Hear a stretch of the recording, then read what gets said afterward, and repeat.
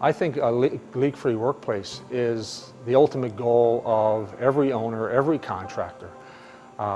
Today, industry recognizes that leaks are a safety hazard, they're a productivity hazard, they're a major liability issue in terms of damage and destruction to the environment and damaging and destruction of client facilities. My name is Stephen Cathray. I'm the site manager for Jacobs. I've been using Innovator for about 5 years. With Don, they've got good equipment.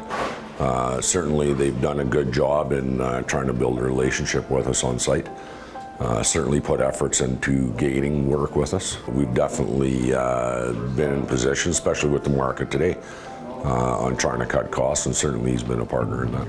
So our business is focused 100% on elimination of leaks in facilities, in pipelines, for the protection of the client's assets, the personnel involved, and the environment. And I think it's a bold move for us to take that sort of vanguard position about being a leak-free contractor, but I think it's where the industry needs to go, and that's staying the course that we're going to be on.